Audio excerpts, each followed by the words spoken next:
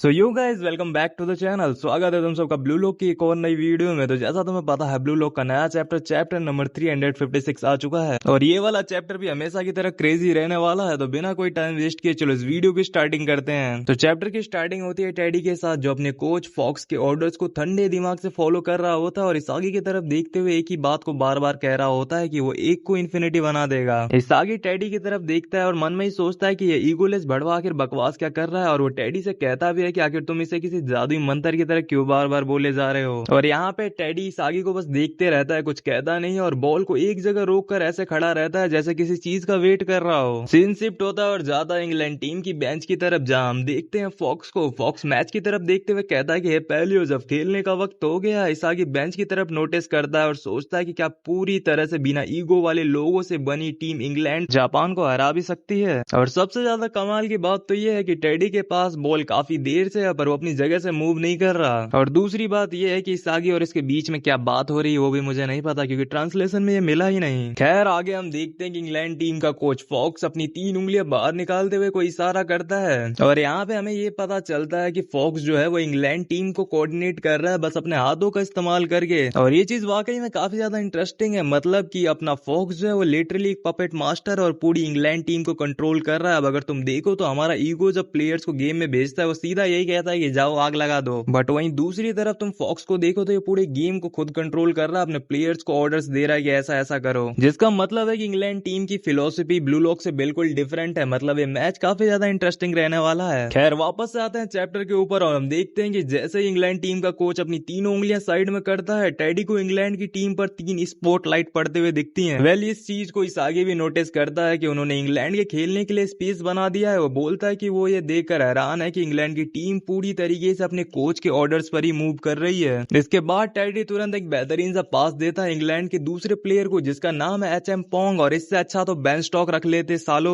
खैर बॉल जैसे एचएम पोंग के पास जाती है वो तुरंत किसी और प्लेयर को पास कर देता है और इस दूसरे प्लेयर का नाम है स्केल्टन। भाई लिटरली क्या हो गया, ऑथर को कुछ भी नाम दिए जा रहा है। खैर स्केल्टन वापस से बॉल एचएम पोंग के पास कर देता है। एचएम पोंग बॉल को कंट्रोल कर ही रहा होता है पर यूकी मिया उसकी तरफ आगे बढ़ता है और बोलता है कि वो उसे यहाँ से आगे बढ़ने नहीं देगा। और एचएम पोंग यूकी मिया से कहता है कि वो 0 को 1 में बदल देगा और एक बहुत ही तेज कर्व पास देता है जो यूकी मिया के औकात से काफी बाहर जाता है। यूकी मिया फिर डिफेंस की तरफ देखता है और उन्हें तैयार रहने को बोलता है। उसी वक्त वो ऊंचा पास आगी के पास जाता है। वो गोल मारने के लिए जंप तो करता है लेकिन आर्यू मार्किंग करते हुए आगी को हवा में ही पकड़ लेता है और उसे ऐसा नहीं करने देता जिसकी वजह से आगी को नीचे हेडर मारकर बॉल को अटैक से बाहर फेंकना पड़ता है। आगी के हेडर मारने के बाद बॉल जो है वो एचएम पोंग के पास जा रही होती है और वो कहता भी है कि इन्फिनिटी और नीचे पैनल में हमें आईक्यू भी देखने को मिलता है। और अब मुझे यहाँ पे नहीं पता कि सडन ऐसा क्या हुआ कि बॉल वापस से आगे के पास आती है और आगे अपनी चेस्ट से बॉल को हिट करता है और इस बार बॉल गई है नियांग के पास जो वापस से कहता है कि मैं एक को इन्फिनिटी में बदल दूंगा और इनके प्लेयर्स का यही चल रहा है, सेम लाइन बार बार रिपीट। जैसे ही बॉल नियांग के पास आती है वो गोल करने के लिए एक बेहतरीन सा शूट करता है पर इस बार कारासू बीच में आकर उसे रोक देता है और कारासू को रियलाइज होता है कि इंग्लैंड की टीम जो है हर प्लेयर के हिसाब से ढलते जा रही है। तो अब जब उन्होंने ब्लू लॉक की दीवार को एक तरीके से तोड़ दिया है तो वो बेसिकली तब तक शॉट मारते रहेंगे जब तक उनका खुद का गोल ना हो जाए। गेम के फ्लो को एनालाइज करते हुए इसागी को रियलाइज होता है कि इंग्लैंड की फिलोसफी ब्लू लॉक के एस्थेटिक्स के एकदम ऑपोजिट है। इसागी एक्सप्लेन करता है कि यहाँ इंडिविजुअल ईगोस टकराकर केमिकल रिएक्शन नहीं बना पा रहे बल्कि पिच पर मौजूद 11 प्लेयर्स बिल्कुल कोच की 0 to 1 फिलोसफी को 100% से भी ज्यादा कैपेसिटी पर एम्बॉडी कर रहे हैं। वेल आगे हम देखते हैं कि करासू के ब्लॉक करने की वजह से जो बॉल हवा में गई थी वो वापस से एचएम पोंग के पास चली जाती है और ये बंदा लिटरली एक बेहतरीन सा शूट करता है पर काफी लंबे टाइम बाद हमारा कैप्टन आईक्यू कुछ करके दिखाता है, वो इस शॉट को ब्लॉक कर देता है। और ये चीज देखते ही कमेंटेटर चिल्लाते हुए कहता है कि दैट्स माय कैप्टन। लेकिन आईक्यू को भी रियलाइज होता है कि ये बिल्कुल ठीक नहीं है, उनका डिफेंस पूरी तरीके से अब बिखर चुका है। आईक्यू के ब्लॉक की वजह से जो बॉल हवा में गई थी हम देखते हैं कि ये बॉल वापस से जाती है इंग्लैंड के किसी और प्लेयर के पास जिसका नाम चाइल्ड है। वेल ऑफ कोर्स इसे शायद कुछ और प्रोनाउंस करते हो पर अभी के लिए मैं इसे चाइल्ड ही कहूंगा जब तक ऑफिशियल ट्रांसलेशन नहीं मिल जाती। ये बंदा बॉल को चेस्ट से ट्रैप करता है, यूरी से रोकने का ट्राई करता है बट ऑफ कोर्स वो नहीं रोक पाता और ये बंदा वापस से बॉल को रिसाइकल करते हुए आगे की तरफ सेंड करता है। पर इस बार टेंशन लेने वाली कोई बात नहीं होती क्योंकि इस आगे इस प्ले को परफेक्टली प्रेडिक्ट कर लेता है और बॉल को बीच में इंटरसेप्ट कर देता है और समझाता है कि वो लोग एक low risk highly rational trap बिछा रहे हैं, एक ही अटैक का इन्फिनाइट लूप। इस आगे बॉल को परफेक्टली इंटरसेप्ट कर लेता और ईगोलेस आर्मी का मजाक उड़ाता जाता है कि ये लोग बस एक ही पैटर्न को बार बार रिपीट कर सकते हैं। और इसागी के इस हीरो वाले मोमेंट में अचानक से एक स्वॉर्ड वाला नाइट अपीयर होता है और वो इसागी के ऊपर अटैक ही करने वाला होता है। और हमें पता चलता है कि ये बंदा है टेडी, जिसने इसागी को कंट्रोल में रख रखा है। वो उस बॉल पर कंट्रोल बनाता है जिसे अब तक इसागी लेने की कोशिश कर रहा था और एक बहुत ही तेज एडवांस करता है। हम देख सकते हैं कि उसके पीछे वो नाइट है जो आगे की तरफ अटैक कर रहा है जैसे जैसे वो आगे बढ़ता है। इसागी और यूरी ये चीज देखकर एकदम से शॉक हो जाते हैं और हम देखते हैं टेडी की आंखों को अब समझ में नहीं आ रहा ये प्रेडेटर आइज है या फिर मेटाविजन है। खैर ये तो आगे चल के पता चलेगा, पर कुछ तो है। और भाई साहब इसके बाद टेडी जो ड्रिबलिंग चालू करता है भाई एकदम टॉप नॉच, वो यूरी और इसागी के बीच से क्रॉस करता है और दोनों को आराम से पीछे छोड़ देता है। यूरी ये देख पूरी तरीके से डर जाता है और यूकी मिया उसे रोकने के लिए आगे बढ़ता है, लेकिन उसी वक्त टेडी तुरंत अपने पैर घुमाता है और बॉल को यूकी मिया की लाइन से ही हटा लेता है। यूकी मिया बेचारा बहुत ही पीछे रह जाता है। पर ध्यान से देखो तो ये पार्ट काफी ज्यादा कूल है, क्योंकि ऐसा लगता है कि टेडी के साथ साथ वो नाइट भी इन सब चीजों को डॉज कर रहा है। टेडी आराम से यूकी मिया को पीछे छोड़ देता है। यूकी मिया पीछे मुड़कर शॉक में देखता है टेडी के ड्रिबल पर। यूकी मिया के शॉक के लगभग 4 रिएक्शन के फ्रेम्स हैं। कमेंटेटर यहाँ पे फिर से चिल्लाने लग जाता है कि वो गोल के बिल्कुल नजदीक है। वेल अगर तुम नोटिस करो तो टेडी अपने मूव से एक नया स्टार्टिंग पॉइंट सेट कर रहा है। इंग्लैंड की पूरी फॉर्मेशन उसके आसपास फ्लॉलेसली शिफ्ट हो रही है। और भाई अभी तो तुम लोग लीग्स के पैनल देख रहे हो, जब ऑफिशियल पैनल्स आएंगे भाई लिटरली वो कितने ज्यादा क्रेजी होंगे।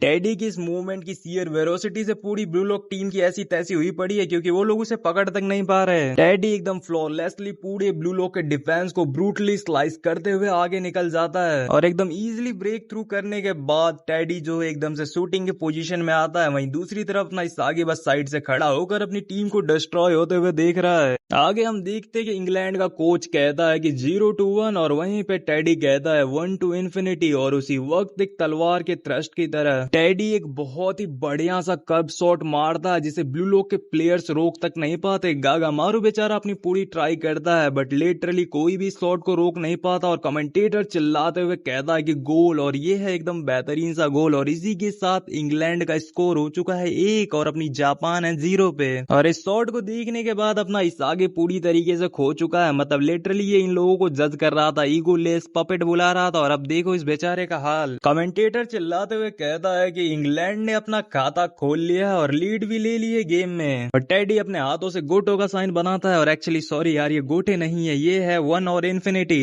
वेल अगर तुमने नोटिस किया हो तो ब्लू लॉक के हर प्लेयर के पसीने छूट चुके हैं, पर अगर तुम टेडी का देखो तो इसके चेहरे पे ना रिएक्शन है ना कोई पसीने की बूंद। वेल भाई लोग इसी के साथ ये वीडियो यहीं पे खत्म होती है और यही था चैप्टर का आखिरी पैनल। वेल अब तुम लोगों के हिसाब से लग रहा होगा कि ये वीडियो मैं काफी ज्यादा लेट लाया हूँ, पर तुम मेरे पर्सपेक्टिव से देखो यार इसे बनाने में कितनी मेहनत लगी है। क्योंकि पहली बात तो ये जो ट्रांसलेशन मुझे मिलती है उनका लीक के पैनल से कोई मैच ही नहीं होता भाई, लिटरली एकदम अलग अलग चीजें दिखते रहती हैं। तो आप 4 जगह से 4 अलग चीजें देखो, उन सबको जोड़कर एक परफेक्ट स्क्रिप्ट बनाओ, इसमें काफी ज्यादा टाइम चला जाता है। खैर इन सब बातों को साइड करते हैं, मैं तुमसे यही कहना चाहूंगा कि अभी मैंने जो बताया हो सकता है ऑफिशियल चैप्टर से थोड़ा इधर उधर हो, तो एक बार ऑफिशियल चैप्टर जरूर चेकआउट कर लेना जब आएगा। तो तब तक के लिए बाय बाय, मिलते हैं ब्लू लॉक की नई वीडियो में।